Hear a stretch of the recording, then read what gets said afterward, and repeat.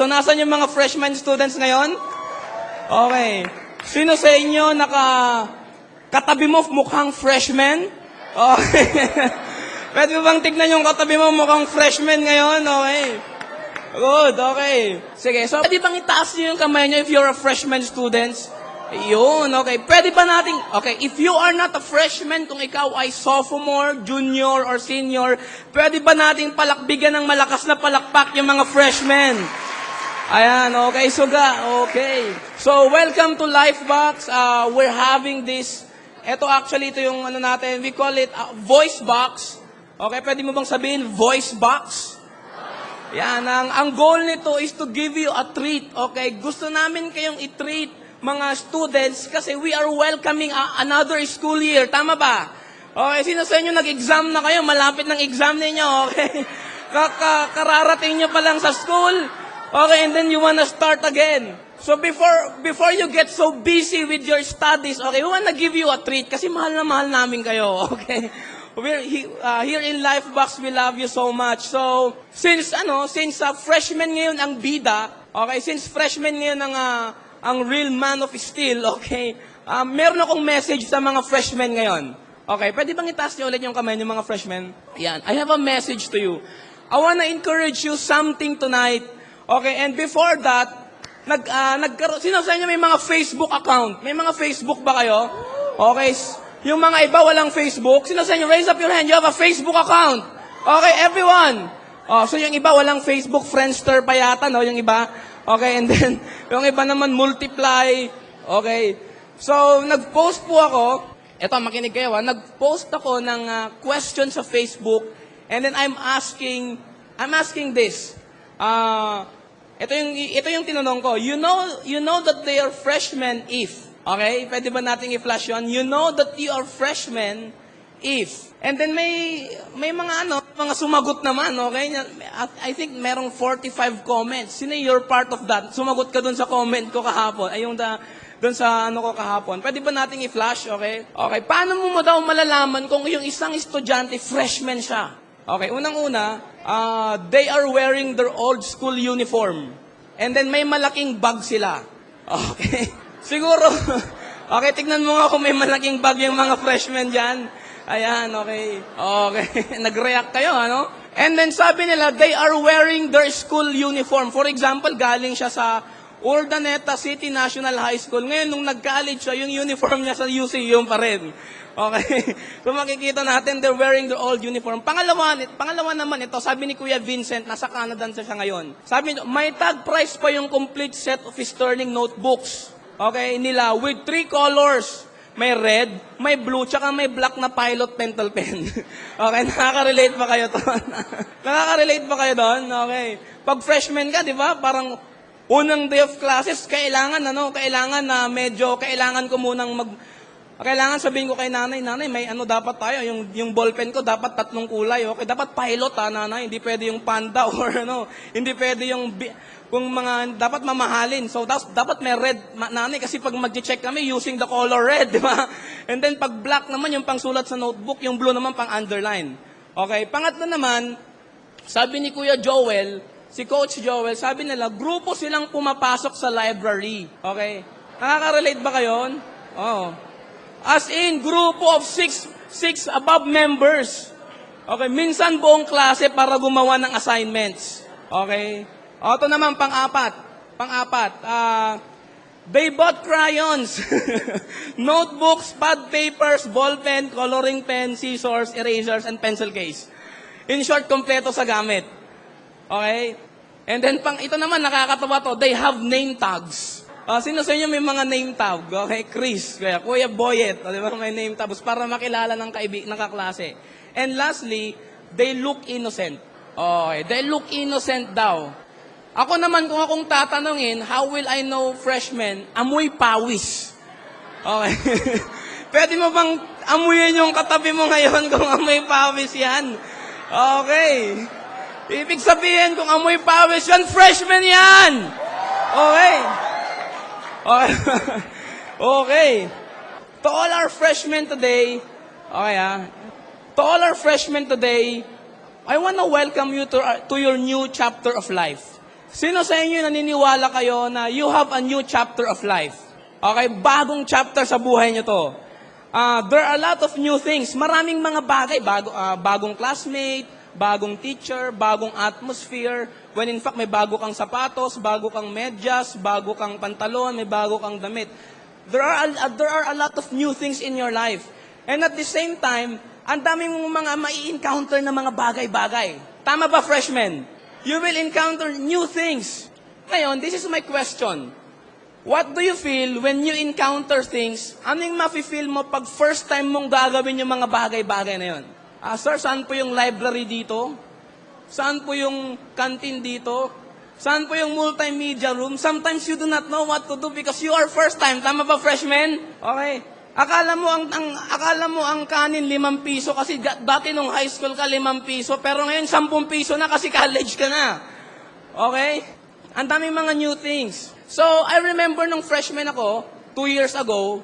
Okay? Hindi nyo ba alam na naging freshman din ako 2 years ago? Okay.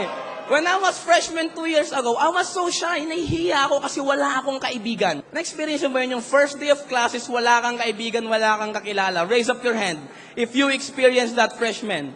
Okay? Pumasok ka, wala kang kaibigan, wala kang kakilala, and you're so shy. Or maybe, or siguro some of you, this is your first time to go away from your parents. Okay? Dati taga-barrio ka, pero ngayon nasa city ka na. Okay? Dati ang sasakyan mo, pasagad. Ngayon, tricycle na, okay? Okay, dati, sumasakay ka sa kabayo, sa kalabaw. Pero ngayon, sumasakay ka na sa jeep, okay? One time, na-ignorante ka, sinakyan mo yung kalabaw sa public market. Diba? Akala mo, totoong kalabaw yun. But there are a lot of new things. Or sometimes, you are so intimidated with your professors. Na-experience mo yun? Yung freshman ka, tapos, uy, si sir na yan. Ano yan? Nang babagsak yan. Sa mga high school, uy, si ma'am, district ko yan. Kailangan pumasok ka lagi sa kanya. So you get intimidated with your classmates, with the higher years. And ito pa pinakamalupit sa mga college. Ito talagang takot na takot sila. Kasi hindi sila marunong magluto. At hindi sila marunong maglaba. Okay? That's why you have a new things to do here in freshmen.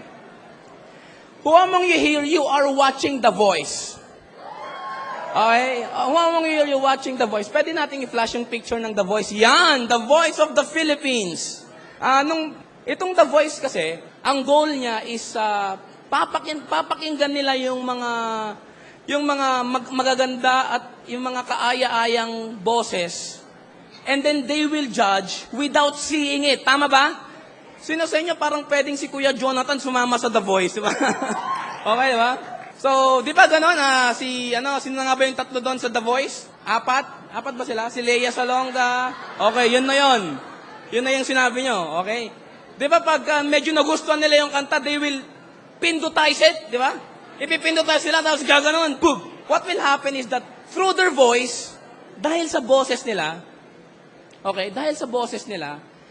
they will able to see and they'll able to discern kung sinong magaling at kung sinong kaaya-aya. Sa The Voice po, hindi importante yung face. Tama? What's important is the voice. Buti na lang, okay? Buti na lang. No? Sa mga andito ngayon, buti na lang. Pwede pa ako sa The Voice. Hindi importante ang face, Okay? Now, ganon kalakas yung influence ng voice. Ganon katindi yung voice. Narinig pa lang niya, alam na niya kung pwede to. May influence yung voice sa buhay niya, dun sa mga judge. Ngayon, bilang freshman, pagpasok nyo or pagtungtong nyo sa college, pagtungtong nyo sa high school, marami po kayong voice na maririnig. Tama ba? Maraming magsasabing, awan ti amom. Hindi ka gagraduate dyan. Wala, ka lang. Ikaw yung last honor, okay? Or first honor ka, pero 3 lang naman kayo magkakaklase. Walang kwenta yung buhay mo. Maraming mga voice, tama? Maraming mga voice na pwede mong marinig. Okay? Yung iba naman, sabi nila, baguhan ka lang. Wala, baguhan ka lang. Bagito ka lang dyan sa school na yan. You don't amount to anything. But guys, here in Lifebox, we want you to know that there is a positive voice. Okay? Kung sinabi sa'yo at narinig sa'yo na walang mangyayari sa buhay mo bilang freshman, dito sa Lifebox, naniniwala kami na matindi ang mangyayari sa'yo. Come on! Dito sa Lifebox, ang voice namin, you will graduate. Oh, here in Lifebox, ang voice namin, ang voice natin is that you will be good in your studies. Okay ba yun? Here in Lifebox, we want you to know that you can do it. Everybody say, you can do it. Okay? Sabi ni Charles Swindoll, sabi niya, kilala niyo si Charles Swindoll, isang author. Na-touch lang ako dun sa keynote niya. Sabi niya, I cannot even imagine where I would be today were if not for the handful of friends who given me a heart full of joy. Let's face it, friends make life a lot more fun. Sino sa inyo naniniwala na ang sarap mabuhay bilang estudyante pag may kaibigan ka? Sino sa inyo may mga kaibigan kayo? Raise up your hand. Now, here in Lifebox, we want you to know that you can do it because you have a friend. Okay? Kaya natin, whatever the hards up facing bilang freshman, you can do it because you have someone with you. Sino sa inyo masayang-masaya ka dahil may kaibigan ka? Okay? Imaginein mo na lang, no? Mag-aaral ka, wala kang kaibigan, mag-isa ka. Okay? Paano pag wala ka na lang pagkain? Paano pag wala ka ng pamasahe?